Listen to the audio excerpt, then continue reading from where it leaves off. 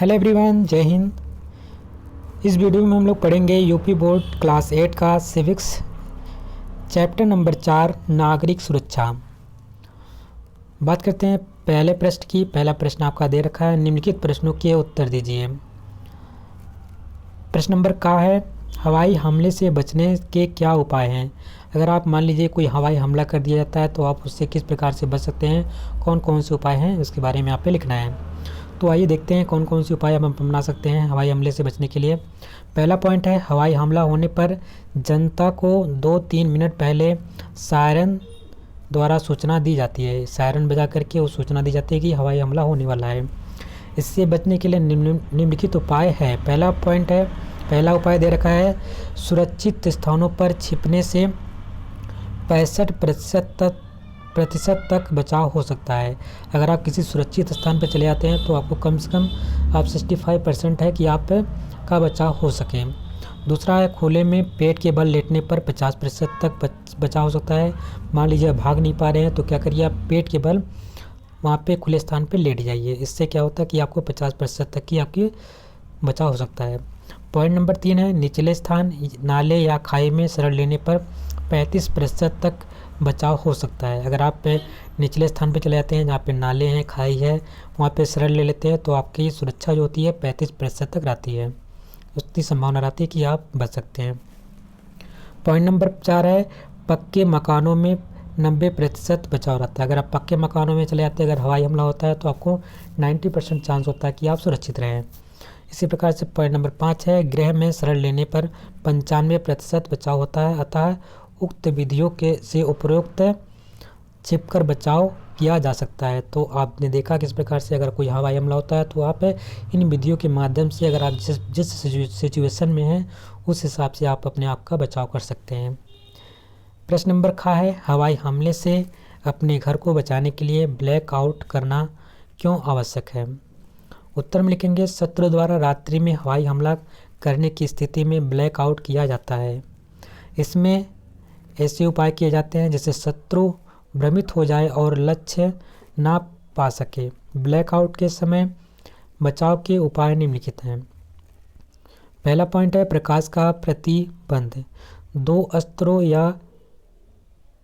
स्तरों पर यह प्रतिबंध लगाया जाता है। प्रथम स्तर पर हवाई हमले की संभावना पर मकानों की खिड़की, दरवाजे व रोशनदानों के शीशे काले रंग से रंग दिए जाते हैं। दूसरा पॉइंट है, विज्ञापन बोर्डों व विद्युत खंभों की लाइट बंद कर दी जाती है।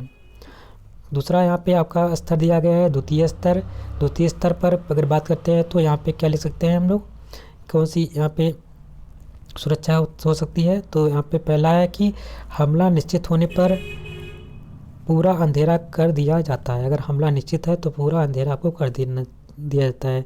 दूसरा, यह पुलिस प्रशासन की जिम्मेदारी होती है। ये किसकी जिम्मेदारी होती है, ये जिम्मेदारी पुलिस प्रशासन की होती है। प्रश्न नंबर 2, कैमोफ्लेजिंग व कंसीलमेंट यानी कि आकार गोपन व छावरण। शत्रु बम क्या होता है, शत्रु बम गिराने के लिए लक्ष्य पहचानने की कोशिश करता है, इसलिए लक्ष्य को पेंट करना, हरे पत्तों व टहनियों से ढकना जरूरी होता है। इससे पायलट भ्रमित हो जाता है। प्रश्न नंबर गा है, नागरिक सुरक्षा संगठन का क्या उद्देश्य है। उत्तर में लिखेंगे, द्वितीय विश्व युद्ध के बाद हुई जान माल की हानि को देखते हुए प्रत्येक देश ने अपने यहाँ नागरिक सुरक्षा संगठन की स्थापना की। इस संगठन के मुख्य उद्देश्य निम्नलिखित हैं।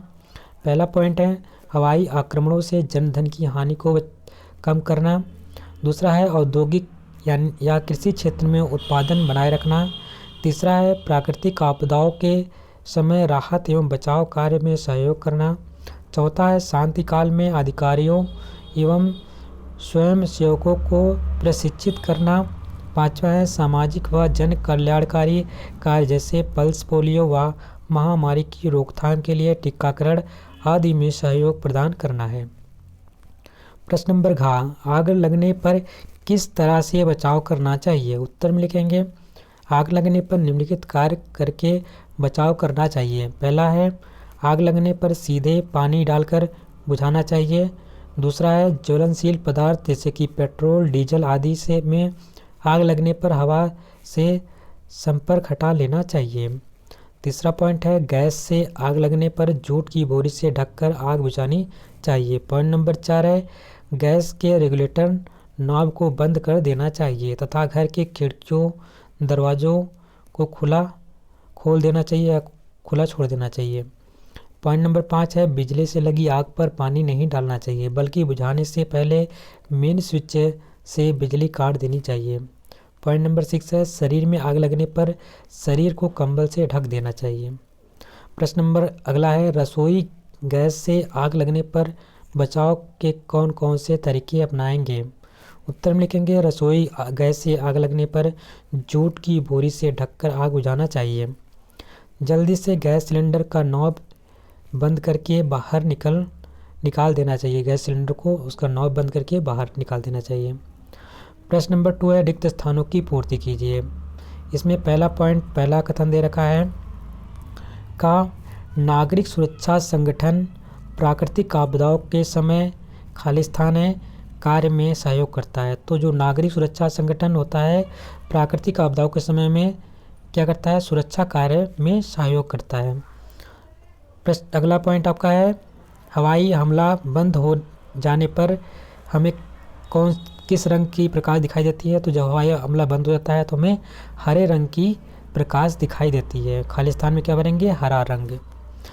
अगला आपका कथन है रात्रि में हवाई हमले के समय दुश्मन को भ्रमित करने के लिए हम किसका प्रयोग किया जाता है। तो ब्लैक आउट का प्रयोग किया जाता है। ब्लैक आउट हमारा क्या होता है हम क्या करते हैं जो हमारी खिड़की उड़की होते हैं पहली बात हम लाइटें बुझा देते हैं। जो हमारी खिड़कियाँ होती हैं इसमें हम काले रंग का पेंट कर देते हैं और जितने भी फ्लैश बोर्ड होते हैं जो बिजलियाँ होती है सबको हम बंद कर देते हैं। तो इसको हम बोलते हैं ब्लैक आउट। तक रात्रि में कोई हमला होता है तो हम क्या करते हैं दुश्मन को भ्रमित करने के लिए ब्लैक आउट का प्रयोग करते हैं। अगला आपका कथन है पेट्रोल से लगी आग को किस यंत्र से बुझाया जाता है। तो अगर पेट्रोल से कोई आग लगती है तो उसको हम किस प्रकार से बुझा सकते हैं।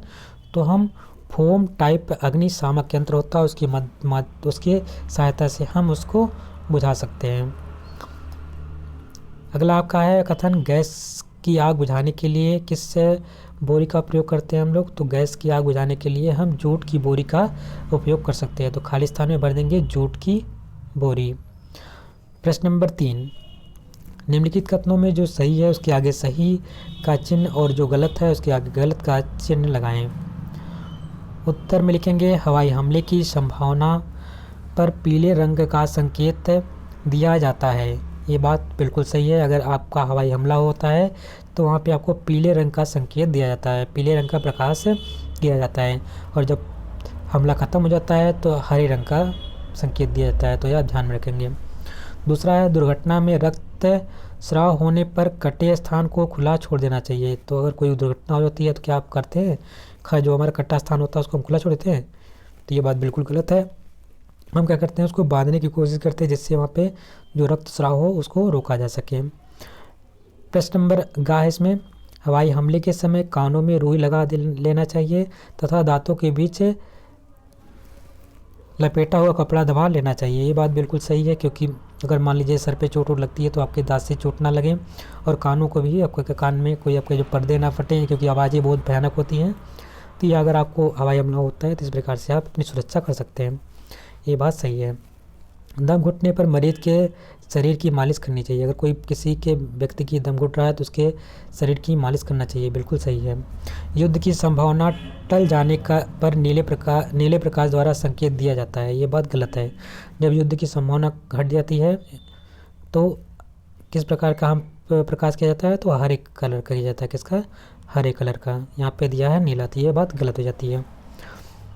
अगला है बिजली से लगी आग बुझाने के से पहले मेन स्विच को बंद कर देना चाहिए। बिल्कुल सही है। अगर आप घर में कहीं पर बिजली से आग लगी है तो पहले क्या करिए मेन जो स्विच है उसको बंद कर दीजिए। प्रश्न नंबर 4 है यहाँ पे मिलान करना है स्तंभ का को स्तंभ खा से। लकड़ी का मिलान करेंगे इधर वाले राइट हैंड साइड वाले से। तो लकड़ी हमारा क्या होता है लकड़ी हमारा ठोस है। पेट्रोल हमारा कैसा होता है द्रव के फॉर्म में होता है तो इसको हम लिखेंगे द्रव्य। एलपीजी क्या है हमारा, तो एलपीजी हमारा गैस के फॉर्म में, तो इसको गैस लिखेंगे। अगर मैग्नीशियम क्या हमारा है, मैग्नीशियम हमारी धातु है।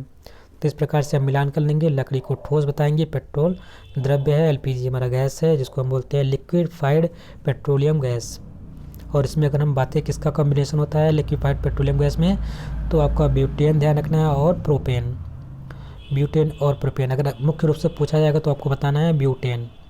ब्यूटेन इसमें मुख्य रूप से होता है, फिर उसके बाद आपका प्रोपेन होता है। तो ये आपका जो एलपीजी गैस होता है ब्यूटेन और प्रोपेन का संगठन होता है। और भी गैसें होती है लेकिन मुख्य रूप से ज़्यादातर ये दोनों पूछी जाती हैं।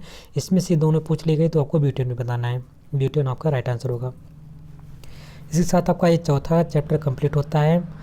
आशा करते हैं आपको वीडियो पसंद आई होगी। अगर आपको वीडियो अच्छी लगी तो इसको लाइक करिएगा। चैनल पे अगर नए हो तो चैनल को सब्सक्राइब कर लीजिएगा। मिलते हैं नेक्स्ट वीडियो में एक नए वीडियो के साथ। तब तक के लिए नमस्कार, जय हिंद।